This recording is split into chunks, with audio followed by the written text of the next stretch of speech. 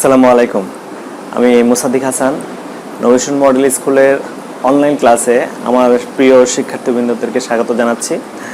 আজকে আমি নবম শ্রেণীর পরিমিতি অধ্যায়টা তোমাদের সামনে নিয়ে এসেছি।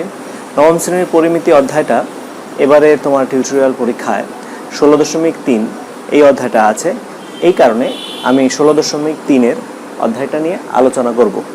আমি প্রথমে 16.3 সম্পর্কিত যে বিষয়টি নিয়ে আলোচনা করতে হবে সেই ক্ষেত্রে একটু বলে নিচ্ছি যে এই অধ্যায়টাতে আমাদের যে সূত্রগুলো আছে সেই সূত্রগুলো আমাদের আগে প্রথমে জানতে হবে যে এই অধ্যায়ে আমরা কি কি সূত্র শিখব।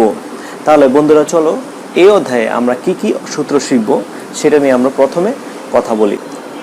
16.3 এই অধ্যায়টা মূলত বৃত্ত সম্পর্কিত অধ্যায়। পরিমিতির যে বৃত্তের অংশ আছে এই অধ্যায়টা বৃত্তের অংশগুলো নিয়ে আলোচনা করা হয়। আমরা জানি যে আমরা বৃত্তের যে অংশটুকু আছে যে বৃত্তের বিষয়গুলো একটু খেয়াল করো। আমি একটা তোমাদের সামনে একটা বৃত্ত আঁকলাম। এই বৃত্তটার কেন্দ্র হচ্ছে এটা, তাহলে ও কেন্দ্র বিশিষ্ট একটি বৃত্ত। এই বৃত্তটির ব্যাসার্ধ হচ্ছে আমাদের সামনে এখানে এঁকে নিলাম। বৃত্তটির ব্যাসার্ধ হচ্ছে কত? আর। তাহলে বৃত্তের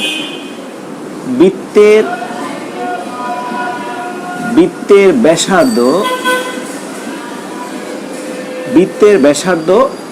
হচ্ছে আর। বৃত্তের ব্যাসার্ধ হচ্ছে আর। বৃত্তের পরিধি সম্পর্কে জানতে হবে আমাদের। তাহলে বৃত্তের পরিধি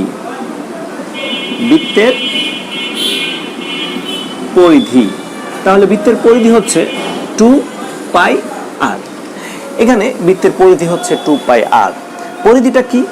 বৃত্তের কোনো বিন্দু থেকে একবার বৃত্তটিকে প্রদক্ষিণ করে আবার পুনরায় এই বিন্দুতে আসলে, অর্থাৎ বিন্দু থেকে যে কোনো পুরো সম্পূর্ণ বৃত্তেও একবার ঘুরে আসলে যে দূরত্ব অতিক্রম করা হয় সেটার নাম হচ্ছে বৃত্তের পরিধি। ওকে, বৃত্তের ক্ষেত্রফল সম্পর্কিত জানতে হবে। বৃত্তের ক্ষেত্রফল, তাহলে আমরা জানি বৃত্তের ক্ষেত্রফল হচ্ছে πr² বর্গ একক। বৃত্তের ব্যাসার্ধ যদি r হয় তাহলে বৃত্তের পরিধি হচ্ছে 2πr, বৃত্তের ক্ষেত্রফল হচ্ছে πr²। বন্ধুরা তোমরা এগুলো পূর্বে শিখেছো, এই সূত্রগুলো সম্পর্কে তোমাদের পূর্বেই অবগত আছে। এবার আমরা এই অধ্যায়ের জন্য প্রয়োজনীয় আরেকটা বিষয় সেটা আমাদের জানতে হবে, সেটা হচ্ছে বৃত্তকলা কাকে বলে। বৃত্তকলা হচ্ছে বৃত্তচাপ ও চাপের প্রান্তবিন্দু সংশ্লিষ্ট ব্যাসার্ধ দ্বারা বেষ্টিত ক্ষেত্রকে বৃত্তকলা বলা হয়। অর্থাৎ আমরা একটা চাপের কথা চিন্তা করি, ধরে নিলাম এটা একটা বৃত্ত চাপ। কোথায় চাপ? কোন অংশটুকুতে চাপ বলতেছি আমরা? দুটো চাপ এ এবং বি। আমরা চাপের কথা বলছি ও কেন্দ্র বিশিষ্ট বৃত্তে এ এবং বি, এ থেকে বি পর্যন্ত যে দূরত্ব অংশ অতিক্রম করেছে সেটাকে বলা হয় বৃত্তচাপ। তাহলে বৃত্তচাপ কোথায়? এ থেকে বি পর্যন্ত হচ্ছে একটি বৃত্তের চাপ। তাহলে এটাকে নাম দিয়েছি আমরা কি? বৃত্তচাপ। এই বৃত্তচাপে একটা নির্দিষ্ট দৈর্ঘ্য আছে। এই চাপটুকুর একটি নির্দিষ্ট দৈর্ঘ্য আছে। আমাদের বইয়ে সেই সংশ্লিষ্ট এরিয়া, অর্থাৎ বৃত্তচাপ দ্বারা যে পরিমাণ এরিয়া দখল করা হয়, বৃত্তচাপ দ্বারা যে অংশটুকু জায়গা দখল করে, যেই পরিমাণ জায়গা দখল করেছে এই অংশটুকুর নাম হচ্ছে বৃত্তকলা। অর্থাৎ এই অংশটুকু একটি বৃত্তচাপ দ্বারা বৃত্তের ব্যাসার্ধের সাথে সংশ্লিষ্ট হয়ে যে পরিমাণ অংশ দখল করা হয় সেই অংশটুকুর নাম হচ্ছে, তাহলে এটার নাম হচ্ছে কি? বৃত্তকলা। এটুকুর নাম হচ্ছে বৃত্তকলা। ওকে, তাহলে আমাদের এটা জানতে হবে। দুইটা জিনিস আমাদের হাতে চলে আসছে, একটা হলো বৃত্তচাপ আর একটা হচ্ছে বৃত্তকলা। বৃত্তকলার ক্ষেত্রফল আমাদের জানতে হবে। বৃত্তকলার ক্ষেত্রফল কিভাবে বের করে? এইখানে একটা জিনিস আমাদের খেয়াল রাখতে হবে, এই বৃত্তচাপ আমাদের কেন্দ্রে একটি কোণ তৈরি করতেছে। এই কোণের নাম আমরা ধরে নিলাম থিটা। তাহলে এখানে আমরা লিখি বৃত্তচাপ দ্বারা কেন্দ্রে উৎপন্ন কোণ কেন্দ্রে উৎপন্ন কোণ হচ্ছে আমরা নাম দিয়েছি থিটা। বৃত্তচাপ দ্বারা কেন্দ্রে উৎপন্ন কোণ হচ্ছে থিটা। তাহলে বৃত্তচাপের দৈর্ঘ্য আমাদের প্রথমে জানতে হবে। বৃত্তচাপের দৈর্ঘ্য বের করার পন্থা কি আমাদের হাতে আছে? বৃত্তচাপের দৈর্ঘ্যকে আমরা কি দ্বারা চিহ্নিত করলাম? এস দ্বারা চিহ্নিত করতে পারি। বৃত্তচাপের দৈর্ঘ্যকে আমরা এস দ্বারা চিহ্নিত করতে পারি। তাহলে বৃত্তচাপের দৈর্ঘ্য বের করার জন্য উপায় কি? পাই আর থিটা নাম দিব আমরা, পাই r theta divided by 180 degree. বৃত্তচাপের দৈর্ঘ্য পাই r theta divided by 180 degree. এর মাধ্যমে যে এরিয়াটা দখল হয়েছে, যে এরিয়াটুকু আমরা পেয়েছি, সেই এরিয়াটুকুর হচ্ছে বৃত্তকলা। তাহলে বৃত্তকলার ক্ষেত্রফল আমাদের জানতে হবে। বৃত্তকলার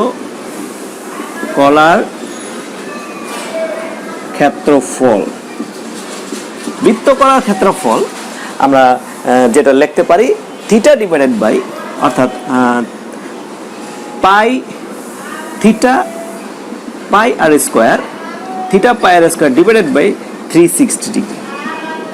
theta into pi r square divided by 360 degree. Theta into pi r square divided by 360 degree. একে খুবই সহজ একটা বিষয়। অর্থাৎ বৃত্তচাপ দ্বারা কেন্দ্রে উৎপন্ন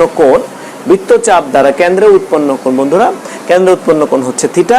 বৃত্তচাপের দৈর্ঘ্য s = pi r theta by 180 degree এবং বৃত্তকলার ক্ষেত্রফল pi r square theta divided by 360 degree. Pi r square theta divided by 360 degree. অতীব গুরুত্বপূর্ণ এই অধ্যায়টা জানার জন্য আমাদের এই সূত্রগুলো জানতে হবে এবং এর পরবর্তীতে আমরা অঙ্কগুলো করতে পারবো। যাই হোক বন্ধুরা, এই সূত্রগুলো আমাদের মুখস্থ করতে হবে। আমাদের পূর্বে এই সূত্রগুলো আমরা জানতাম এবং এই অধ্যায়ে আসার পরে আমরা এই সূত্রগুলো পেয়েছি। এবার আমরা অঙ্কেতে চলে যাই। চলো বন্ধুরা, আমাদের প্রথম কি অঙ্ক আছে এই বিষয় নিয়ে একটু কথা বলি তোমাদের সাথে। আমার প্রিয় বন্ধুরা, আমরা প্রথম অঙ্কটা তোমাদের সামনে তুলে রেখেছি। 1 নাম্বার হচ্ছে একটি বৃত্তচাপ কেন্দ্রে 30 ডিগ্রি কোণ উৎপন্ন করে। বৃত্তের ব্যাস 126 সেন্টিমিটার হলে চাপের দৈর্ঘ্য নির্ণয় করো। বৃত্তের ব্যাস হচ্ছে 126 সেন্টিমিটার হলে তাহলে আমাদের কি করতে হবে? এটা আমাদের চাপের দৈর্ঘ্য নির্ণয় করতে হবে। আমরা চাপের দৈর্ঘ্য বের করতে হলে প্রথম কাজ হচ্ছে বৃত্তের কেন্দ্রে কত ডিগ্রি কোণ উৎপন্ন করতে হবে। আমরা একটা চিত্র আঁকতে পারি। আমাদের বোঝার সুবিধার জন্য আমরা সেই চিত্রটা এঁকে নিতে পারি। চিত্রটাতে আমাদের এখানে বলা আছে, খেয়াল করো চিত্রটাতে আমাদের কি বলা আছে। আমি তোমাদের বোঝার সুবিধার জন্য একটা আনুমানিক চিত্র অঙ্কন করেছি। আনুমানিক চিত্র ও থেকে হলো বৃত্তের কেন্দ্র ও কেন্দ্র বিশিষ্ট কেন্দ্রে উৎপন্ন কোণ বৃত্তচাপ দ্বারা, অর্থাৎ এবি যে চাপ তৈরি হয়েছিল সেই চাপ বৃত্তের কেন্দ্রে কত ডিগ্রি কোণ উৎপন্ন করে? 30 ডিগ্রি কোণ উৎপন্ন করে। এবং বৃত্তের ব্যাস 126 সেন্টিমিটার। বৃত্তের ব্যাস অর্থাৎ এসি 126 সেন্টিমিটার হলে চাপের দৈর্ঘ্য নির্ণয় করতে বলছে। আমরা এখানে প্রথমে লিখি যে বৃত্তের কেন্দ্রে উৎপন্ন কোণ, থিটা সমান সমান আসবে হচ্ছে 30 ডিগ্রি। বৃত্তের কেন্দ্রে উৎপন্ন কোণ থিটা সমান সমান 30 ডিগ্রি। বৃত্তের ব্যাস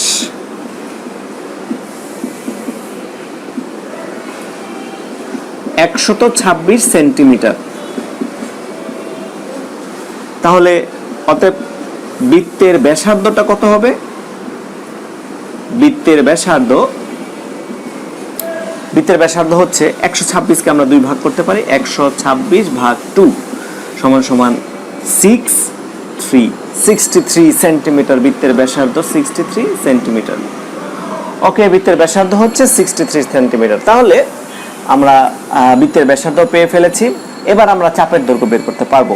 আমরা জানি বৃত্তের ব্যাসার্ধকে আর দ্বারা চিহ্নিত করা হয়, এই জন্য আর এখানে লিখে দিলাম। চাপের দৈর্ঘ্য সূত্র কি? চাপের দৈর্ঘ্য S সমান সমান পাই আর থিটা ডিভাইডেড বাই কত আসবে? 180 ডিগ্রি। আমরা এখানে মানটা বসিয়ে দিই। পাই এর মান হচ্ছে 3.1416, আর এর মান হচ্ছে 63, আর থিটা এর মান হচ্ছে 30 ডিগ্রি এবং ডিভাইডেড বাই 180 ডিগ্রি, 32.987 সেন্টিমিটার। প্রায়, এখানে প্রায় শব্দটা আমাদের ব্যবহার করা হবে, অর্থাৎ চাপের দৈর্ঘ্য, আমাদের এখানে চাপের দৈর্ঘ্য 32.987 সেন্টিমিটার। এটা হচ্ছে আমাদের চাপের দৈর্ঘ্য।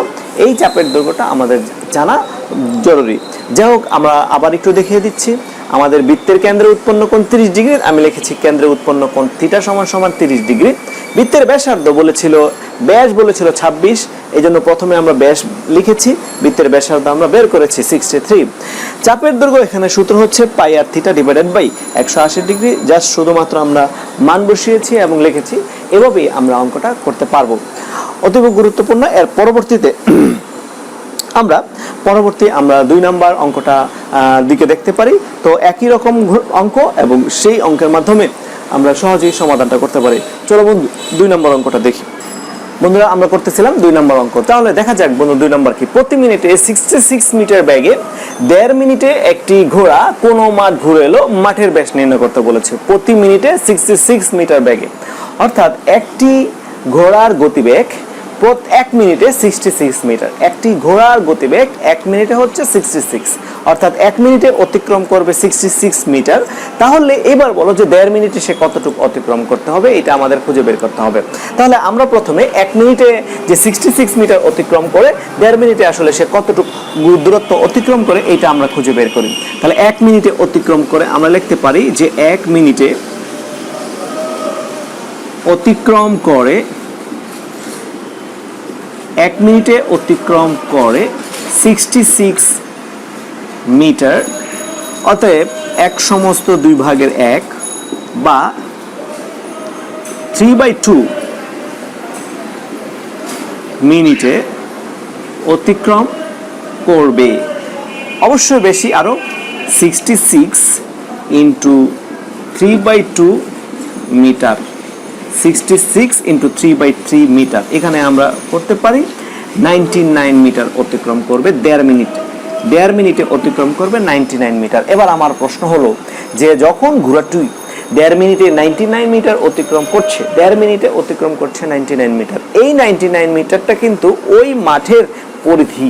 খেয়াল করো, 1.5 মিনিটে একটি ঘোড়া কোনো মাঠ ঘুরে আসে, তাহলে 99 মিটার হচ্ছে ওই মাঠের পরিধি, রাইট? তাহলে মাঠের পরিধি হিসাবে আমরা লিখতে পারি যে মাঠের পরিধি, অতএব মাঠের পরিধি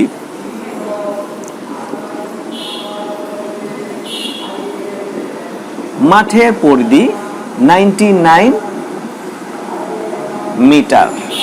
মাঠের পরিধি 99 মিটার। আমরা কিন্তু আমাদের আজকের অধ্যায়ের শুরুতে আমরা সূত্রগুলো লিখেছিলাম। সেই সূত্রগুলোতে কোনো মাঠ, বৃত্তাকার মাঠের ক্ষেত্রে হোক বা বৃত্তের ক্ষেত্রে হোক, সেই ক্ষেত্রে কিন্তু আমরা পরিধির সূত্রটা লিখেছিলাম। বৃত্তের পরিধি অর্থাৎ মাঠের ব্যাসার্ধ যদি আর হয়, তাহলে মাঠের পরিধিটা কিরকম হবে? ধরি, আমরা লিখে নিচ্ছি যে ধরি মাঠের ব্যাসার্ধ হচ্ছে আর। এখন আমার প্রশ্নটা হচ্ছে, যদি মাঠের ব্যাসার্ধ আর হয়, তাহলে মাঠের পরিধিটা কত হবে? তাহলে মাঠের পরিধি হচ্ছে 2 পাই আর। মাঠের ব্যাসার্ধ হচ্ছে আর, আর মাঠের পরিধি হচ্ছে 2 পাই আর। তাহলে প্রশ্ন অনুসারে এই 2 পাই আর মানে হচ্ছে মাঠের, এই অনুযায়ী আমরা লিখতে পারি যে প্রশ্ন অনুসারে অলরেডি মাঠের পরিধি কিন্তু আমরা হাতে পেয়ে ফেলেছি। মাঠের পরিধি হচ্ছে 99 মিটার। তাহলে এইখানে আমরা প্রশ্ন অনুসারে 2 পাই আর ইকুয়াল টু 99 আমরা বলে দিতে পারি। 2 পাই আর ইকুয়াল টু 99, বা এখান থেকে আমরা কিন্তু আর এর মান বের করতে পারি। আর এর মান হচ্ছে, ঠিক আছে, ওকে, এখান থেকে আর এর মান আমরা বের করলাম যে 99 divided by 2 pi equal to আসলো 15.758। তাহলে মাঠের ব্যাসার্ধ হচ্ছে 15.758। অতএব মাঠের ব্যাস হচ্ছে 31.561। 31.561। এটা হচ্ছে মাঠের ব্যাস। ওকে, প্রতি মিনিটে আমরা পেয়েছি একটি ঘোড়া 66 মিটার বেগে 1.5 মিনিটে অতিক্রম করতেছে একটি মাঠ। সেই মাঠের ক্ষেত্রে 1.5 মিনিটে যদি একটি মাঠ অতিক্রম করে তাহলে সেই মাঠের ব্যাস হচ্ছে 31.561। তো ঠিক আছে বন্ধুরা, 1 এবং 2 নম্বর অঙ্কটা এর সাথে প্রাথমিক কিছু আলোচনা করা হয়েছে আজকের ক্লাসে। তোমরা এই আলোচনাগুলো দেখবে এবং আজকের যে অঙ্ক দুটো করা হয়েছে এই দুটো অঙ্ক হোমওয়ার্ক করবে। সবাইকে অসংখ্য ধন্যবাদ দিয়ে আজকের ক্লাস এখানে শেষ করছি।